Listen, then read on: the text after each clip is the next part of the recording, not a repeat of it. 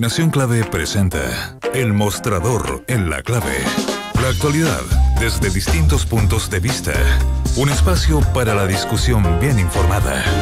El Mostrador en la Clave. Con el equipo de El Mostrador.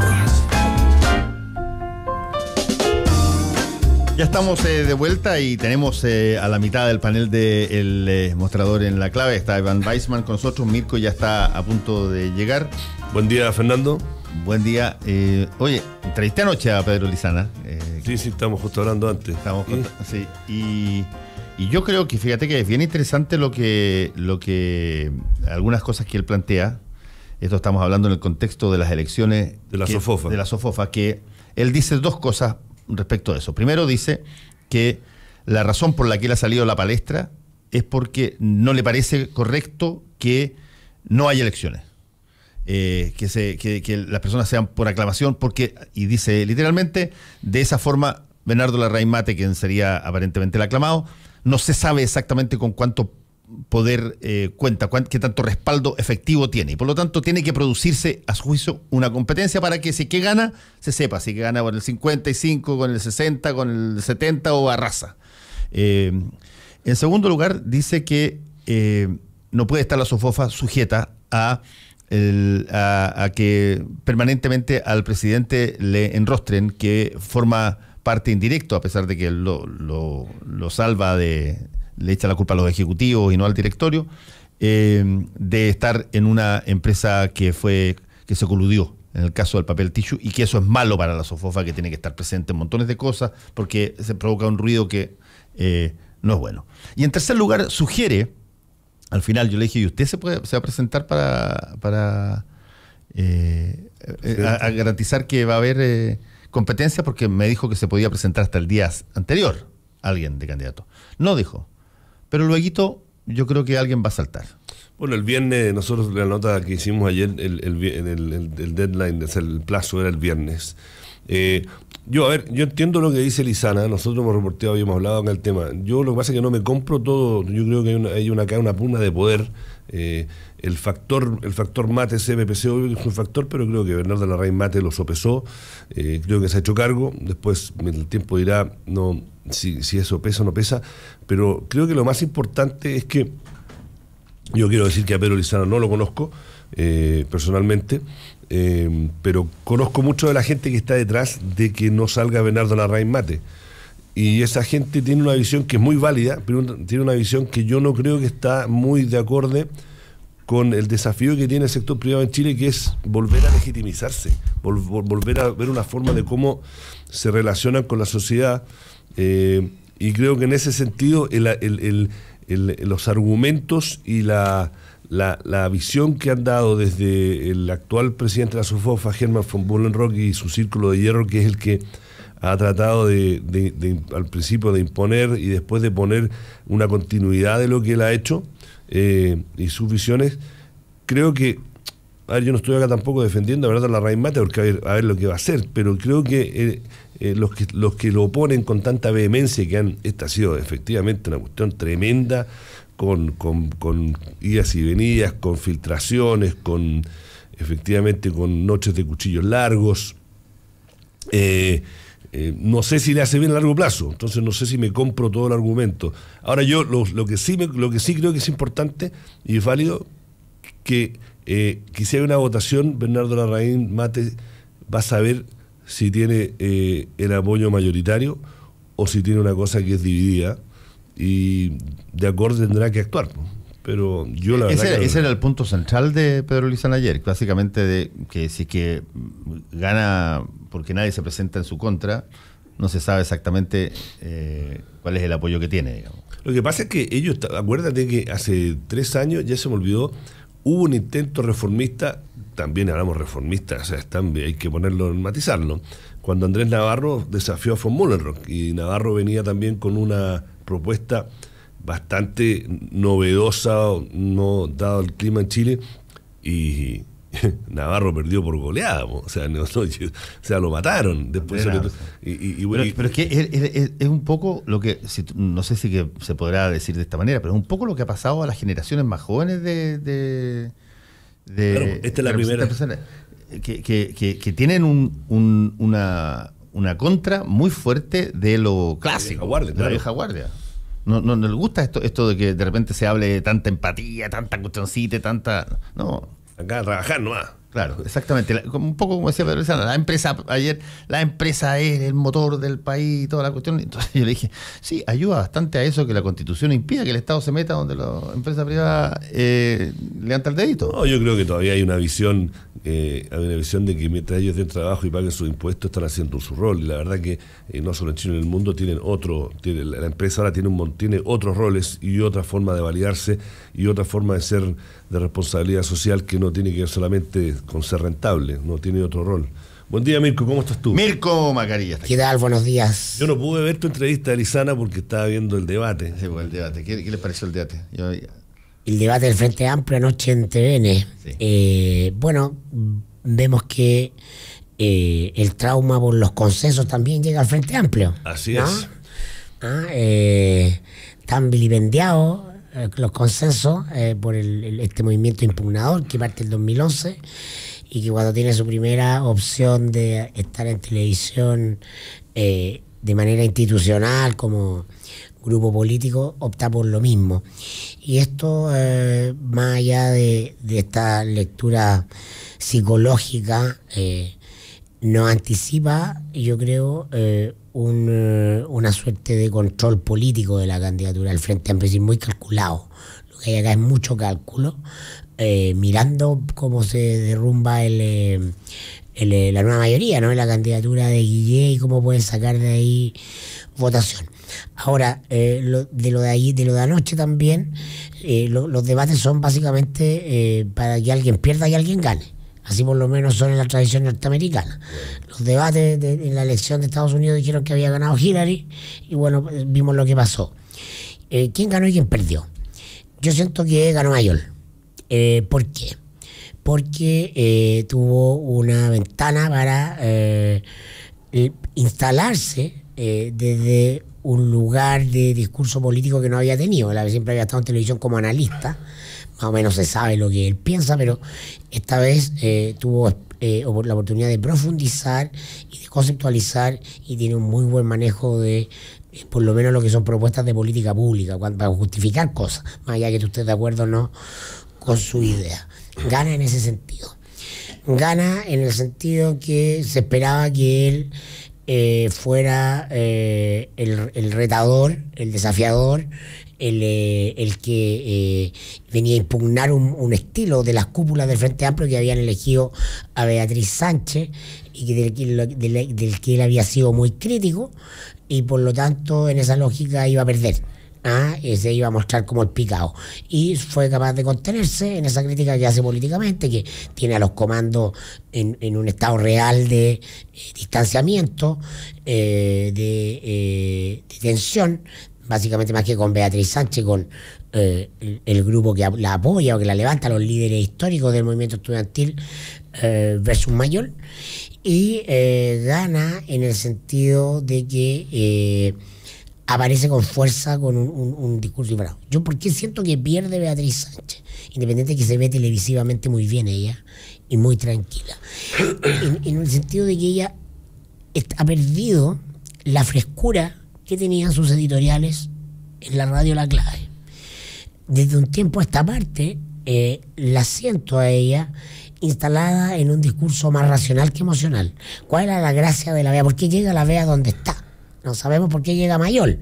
No tiene una trayectoria de ser el intérprete del malestar del 2011 y desarrolla una carrera académico-intelectual en torno a la conceptualización de eso. Y eso lo hace muy bien. ¿Por qué ella pierde? Porque pierde frescura. Está calculando sus palabras, está instalada en la lógica de ser presidenta quizás. Y entonces está hablando, relativizando cosas. Cuando el momento este minuto, es el minuto de convocar gente que está desencantada de la política, no a la gente del Frente Amplio que ya está adentro, que ya está convencida de eso. Y la gracia de Beatriz es que ella aprende en gente que la interpreta un cierto malestar en la sociedad chilena desde un sentido común. Y ella hablaba con mucha pasión, con mucha vehemencia, hablaba desde su corazón. Eso tenía mucha fuerza, ¿no? Y es lo que la levantaba. Y eso lo ha perdido. Ella está hablando ahora con la cabeza. En ese sentido creo que no es mucho decir que una derrota, pero a mí me da una sensación televisivo-discursiva de... Ahora, convengamos, sí, Mirko, que y yo hago editoriales todos los días, la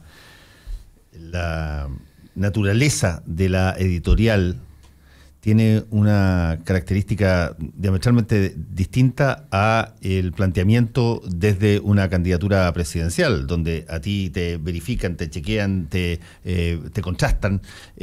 Tú tienes que hacer algo que es más propositivo, de enmendamiento de determinadas variables de políticas públicas, mientras que en la editorial, la lógica de este editorial, que hace muchos años que por lo menos yo las hago, y la Beatriz también, es de alumbrar o destacar algo para que se fije alguien más en esa situación, mucho más que en generar los mecanismos de resolución de eso a través de los mecanismos, de los instrumentos y las herramientas que tiene el Estado. Por lo tanto, del momento que ella asumió la candidatura presidencial, inevitablemente cambió el estatus, digamos, en el que estaba. Y eso yo creo que, como lo estamos viendo, por ejemplo, en el caso de Alejandro Guillé con Carolina Goich.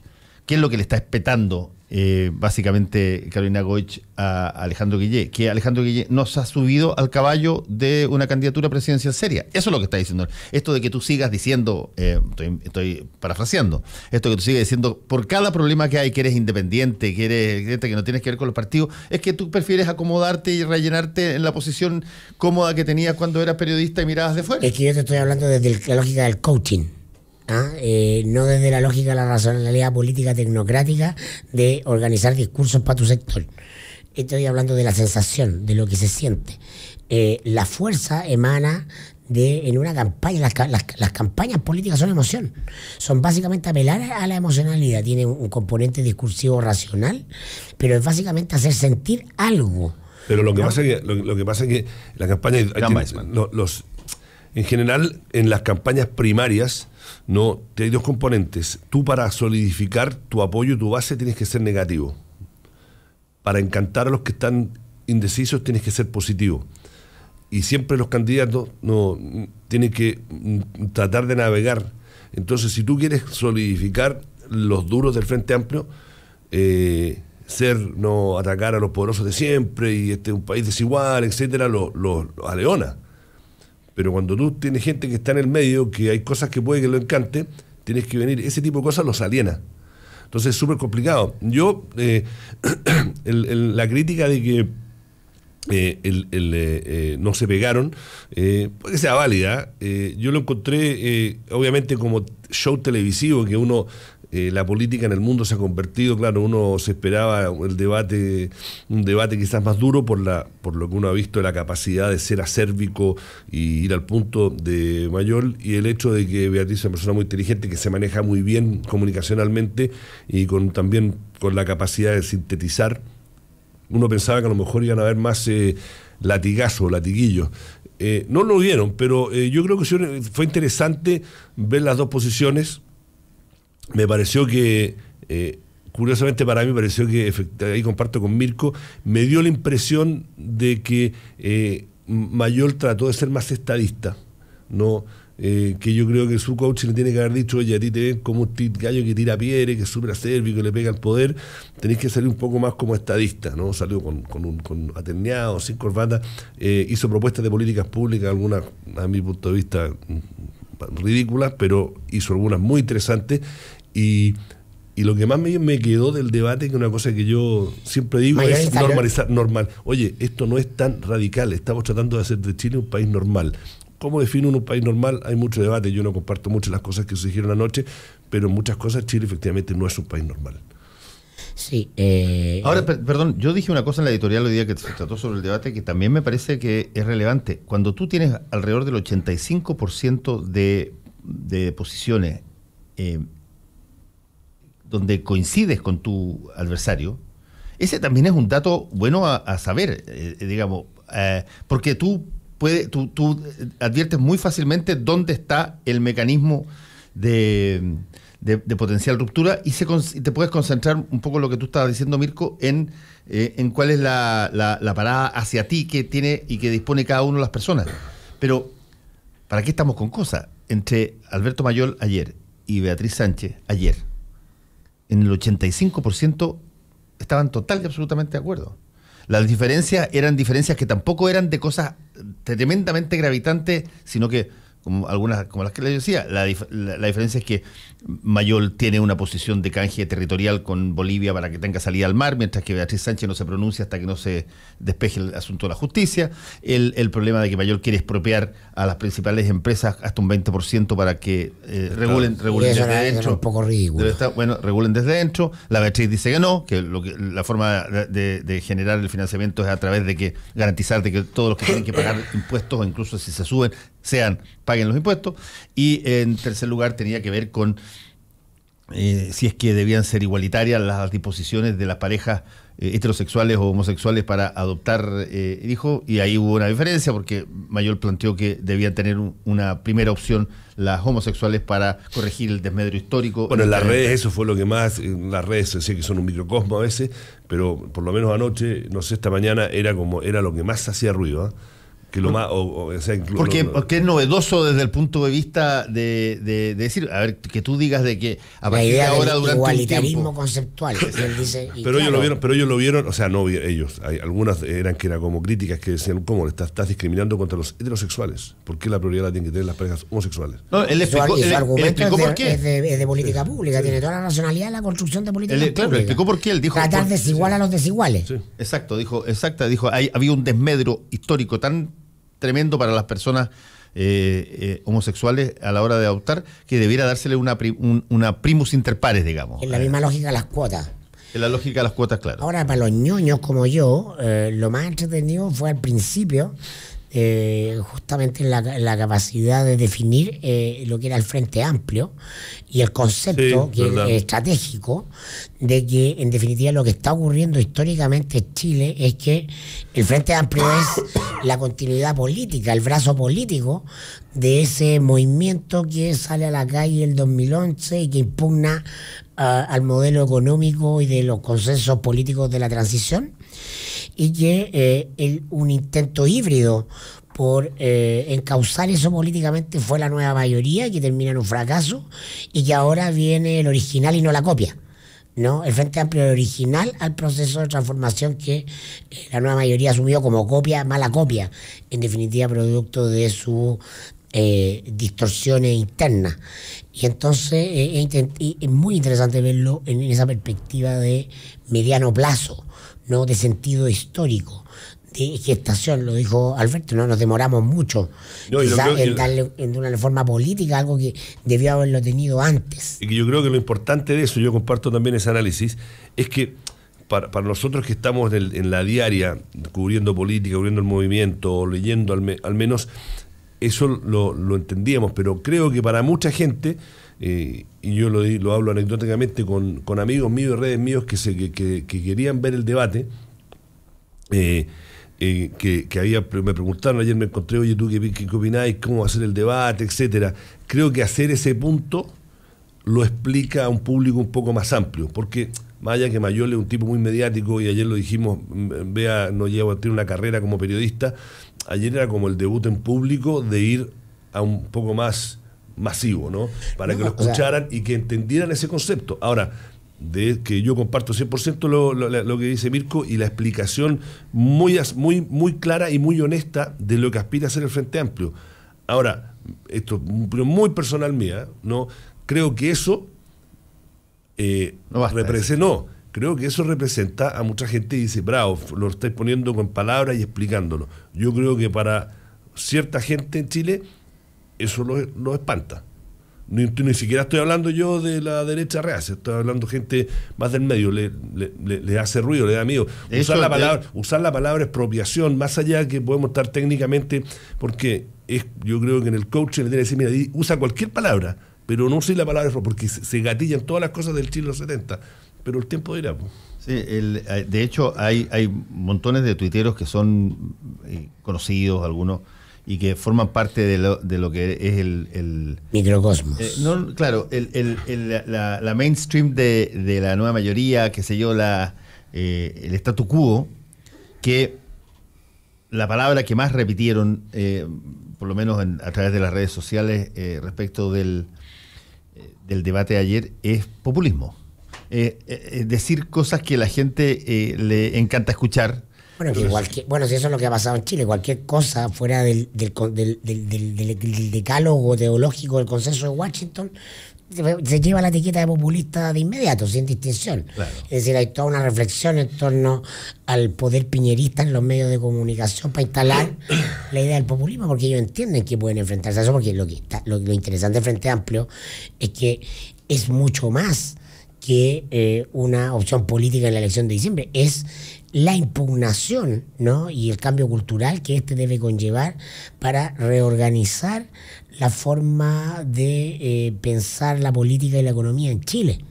Entonces, la gran batalla no es electoral, es cultural, ¿no? Mira, y es súper interesante, es un poco salto, pero nosotros publicamos hoy día en el Mostrador Mercados un análisis de un economista que se llama Tomás Izquierdo, que es de la consultora Géminis, que nadie puede acusar a la consultora Géminis. No, era de Álvaro Bardones. Que es ahí donde se gestó parte del ladrillo. Yo leo sus informes religiosamente, los encuentro súper buenos los análisis. Han estado siempre a la vanguardia y tienen unos análisis políticos muy agudos, que para mí captan bien. Ahora ellos después al final te hacen su cosa que no les gusta, pero te lo hacen. Y el análisis de ayer, me acordaba de Mirko cuando lo estaba editando, esto salió en el informe mensual que ellos mandan a sus clientes, habla de que por primera vez el 2017, el año en que la política le marcó la pauta a la economía. Y habla desde un punto de vista crítico, pero diciendo, nunca antes, o por lo menos en 30, 40 años en Chile, el futuro económico o lo que va a pasar en la economía ha sido tan determinante lo que está pasando en la política. Y lo hacen un análisis, o sea, muy diciendo, es muy diferente lo que va a pasar con la inversión, con esto, y ahora dice, hay algunos que creen que hay esta teoría conspirativa, que los empresarios se están guardando la plata hasta que se asegure que gane Piñera, dan todo un análisis porque eso no es verosímil, pero dicen, la percepción es más importante que la realidad. Y hablan un poco, lo hemos hablado, ¿no?, de que este es un año que la política, no solo en Chile, en el mundo, se tomó una agenda que por 30 años la dominaron los economistas. Por supuesto, porque detrás, además de una campaña, detrás de la política, creo yo. Enhorabuena, creo yo. Era un balance, era desbalanceado esto.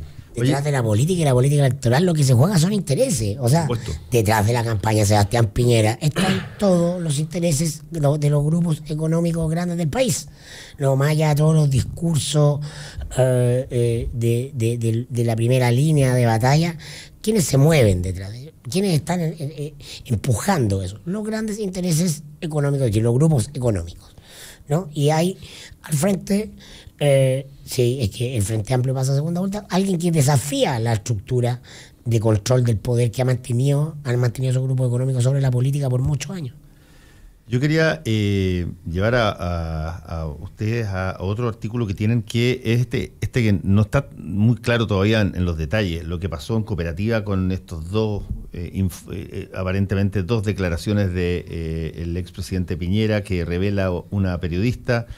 Entiendo que después se desdice el medio diciendo que cometieron un error al comparar los informes del 2010 y los del 2016. Esto lleva a que la periodista, que ya estaba renunciada de antes, entiendo que esta era la última se iba el viernes, a adelantar su renuncia, y el Colegio de Periodistas creo que está amenazando con presentar una querella. Acabo de ver que Cooperativa saca, pero está en audio, está, una aclaración, una toma de posición, dice, no censura ni ha censurado nunca notas ni periodistas, pero tendría que ponerlo en el audio. Más allá del episodio mismo que tiene ese enredo, no es una tontera, yo creo que es súper sintomático de algo que está en la trastienda de lo que vemos, que es que los medios no son el cuarto poder, son el primer poder. Y por lo tanto, sobre todo en un periodo electoral, y por lo tanto, lo que hay acá es, lo que es un hecho, es que hubo presiones y llamados del comando de Piñera a Radio Cooperativa. Lo que haya resultado de ahí, todo eso es una discusión en la que prefiero no meterme, porque siempre tiene mucho tecnicismo y da un poco lo mismo, porque desde el punto de vista político lo interesante es eso. Se entiende. Pero es que tú no seas hacer, Mirko, como de... que esto fuese único que lo que está haciendo Piñera. No, ocurre Yo tengo, siempre, pero la gente no lo ve. No, pero, entonces estamos en la radio, contémosle a la gente que no ocurre. estoy de acuerdo, pero no lo digas como que... No, porque acá, no, yo no estoy acá para defender a Piñera, pero tú estás, como sale, no sin que le damos poco de contexto, sale como que Piñera es único en hacer esto, y esto pasa en todos los países del mundo. Yo he trabajado en 4 países como periodista, es parte del ida y venida. Una cosa es la amenaza y otra cosa es que te llamen, todos los días a nosotros nos llaman por notas, ¿no? O antes de que se publiquen diciendo, oye, pero asegúrate que la visión de esto... Contémosle a la gente por qué, además, por qué pasa eso. Pero está si eso es lo interesante, eso es lo que quiero decir. Sí, ahora pasó con Piñera, ¿no? Pero por supuesto que sí, que ahora, todos lo hacen. La nota a mí me pareció, o sea, yo lo he dicho en muchos foros, yo tengo un profundo amor por este oficio, yo no estudié periodismo, pero me considero un periodista, a mitad de mi vida profesional la elegí, y una profesión creo que es muy noble, y creo que en Chile nosotros a veces nos merecemos el ninguneo. Yo no estoy 100% de acuerdo en que en Chile el segundo poder es mucho más influyente que antes, pero hacemos una autodestrucción. Este tipo de cosas que pasa todos los días en cualquier canal de noticias, en democracias, en que era una aclaración, no fue presión, no publiques, cambios, porque hay una cosa, es verdad, técnica, y una lata meterse, lean los diferentes medios donde lo explican. De ahí a decir que ella dice la están censurando, pasa todos los días en todos los diarios que los editores toman decisiones que no tienen nada que ver con presiones. Y de ahí que el Colegio de Periodistas, que esto confirma mi visión de que los colegios de periodistas a veces son también sus propios peores enemigos de la profesión, se meten y amenacen ella con hacer una querella. Le quita validez a los momentos que de verdad haya censura, y cuando de verdad los grupos económicos o políticos llaman a diarios, y tú fuiste director, y llaman, realmente presionan para que algo no se publique o operen para hacer trueque. Entonces le quita seriedad. No, yo no estoy diciendo de que no es importante cortar las presiones, son parte de la cocina diaria, pero el escándalo que están haciendo creo que le hace mal al periodismo. No, estoy completamente en desacuerdo. O sea, yo no estoy en el colegio de periodistas, no voy a estar. Me parece que evidentemente, o sea, que la presidenta del colegio de periodistas apoya a Alejandro Guille, te habla de la clara opción política que hay ahí. Esa cuestión está politizada y a mí me parece que no es el tema. El punto es que sabemos de algo y eso nos puede llamar a reflexionar, y eso es lo que me interesa hacer el punto. Evidente que todos los comandos lo hacen, pero lo hacen en la medida de sus posibilidades. Ahora, que lo haga el comando de Piñera te habla de justamente la relevancia que le dan al manejo del control comunicacional dentro de la campaña, porque estuvimos hablando del debate del Frente Amplio, nosotros y todos los medios de comunicación hoy día, porque lo que no está en la tele no existe. No, entonces, lo que sale o no sale, el cómo se dice o lo que no se dice de algo, es súper esencial, porque el poder se disputa en la agenda y los medios construyen la agenda. Entonces, es interesante que el público lo entienda y lo vea, ¿no? Que lo que ellos ven en los medios es la construcción de una tensión que hay entre la línea editorial de los medios, el trabajo de los periodistas, ¿no? Y los actores del poder, ¿no? Y esa cocina no es fácil, no es ya dijo esto y va a salir, y eso es pluralismo, y vamos a poner lo que dicen todos, y eso es pluralismo. No, hay muchas tensiones y eso es muy interesante, y cada vez lo es más, porque cada vez más los medios son mucho más decisivos en los procesos electorales y en el ejercicio del poder. Ahora, en el caso particular, quedamos un minuto, en el caso particular hay 2 variables que todavía no han sido totalmente despejadas, creo yo. La primera variable es si es que estuvo correcto el reportaje que hizo esta periodista Natalia Álvarez, o se equivocó. Si es que se equivocó, si es que el error, como lo dice la propia Radio Cooperativa más adelante, fue en una comparación inapropiada. Era con manzana, porque la ley era diferente. Claro, eran diferentes y eventualmente no podía itemizarse el detalle, la ley permitía que no itemizaras el detalle, menos aún si es que había partes de eso que eventualmente habían sido traspasados este fideicomiso ciego voluntario que hizo Piñera en el 2010. La pregunta es si es que estamos hablando de algo que debía ser corregido, como lo hizo la cooperativa en la nota editorial. Claro. A ver, ¿debía haber sido corregido o no? Yo tengo una respuesta, ayer lo debatimos. El punto de la nota es súper relevante. Piñera el 2010, cuando entró su plata sobre el 2009 a su fideicomiso, tenía acciones en una pesquera que fue afectada por la ley de pesca. Eso, la nota original y la segunda nota lo tiene. Sí. No, la nota original no explicitaba de que la ley en el al 2009 no lo obligaba a hacer, era otra ley. Y la ley que se hizo durante el gobierno de Piñera y que después validó Bachelet, empezó cuando ella estaba en la que se tiene que aplicar ahora. Ese punto, que fue la diferencia, es más técnico, pero entre el primero y el segundo, la diferencia. Pero el punto de que, entre comillas, el subtexto de que es impresentable que el presidente de la República, el 2009, haya tenido acciones y no blanqueado, más allá si era técnicamente legal o no legal, si era ético, queda claro en las dos notas que esto no es ético. Entonces, la nota no cambiaba, porque ¿qué es lo que quería decir la nota? Que el presidente de la República tenía acción en una empresa que estaba afectada por la ley de pesca. Y eso lo dice la nota ahora. Y lo que dice el comando Piñera, según entiendo, porque escuchaba varios... Que no tendría por qué haberlo, porque la ley no lo obligaba a explicitarlo en la... Y además dice de que no tenía conocimiento de la existencia de esas acciones porque habían sido compradas dentro de la lógica del fideicomiso ciego que no le informaba. Mira, pero hay un hecho que es que la periodista renuncia. Y eso, no es menor, yo he renunciado a un medio por censura. Yo también. Yo renuncié a La Nación Domingo. Por censura no. Yo renuncié por censura. En La Nación Domingo renunciamos todo el equipo periodístico el año 2002 porque el gobierno no permitió publicar una investigación de la colega Alejandra Matus sobre los desvíos de plata de la democracia cristiana en el INDAP. Platas que venían para el crédito a los campesinos y que se perdían. Me acuerdo. Y el gobierno impidió que se publicara eso. Y el equipo renunció. Entonces es relevante porque en Chile ha operado el telefonazo, opera mucho el telefonazo, cada vez menos, gracias a que habemos medios menos dispuestos. Pero no usemos la palabra, el punto mío es que no usemos la palabra censura tan barata. No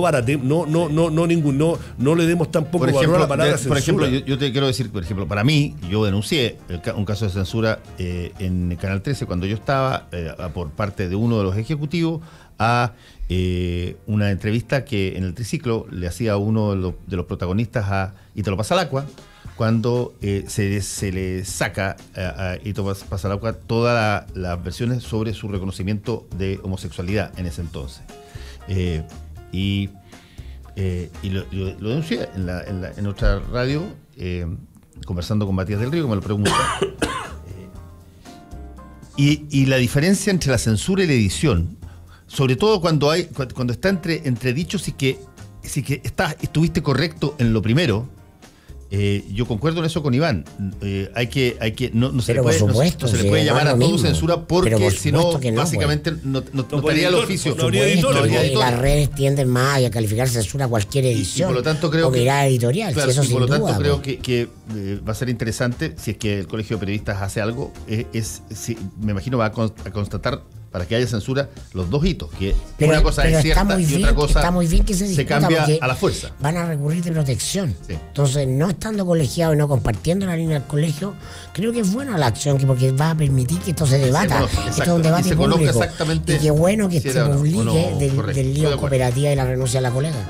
Muchas gracias a Iván Weissman y a Mirko Macari por haber estado hoy día en el mostrador en La Clave. Vamos a mojarnos. Hasta luego, hasta la próxima, gracias.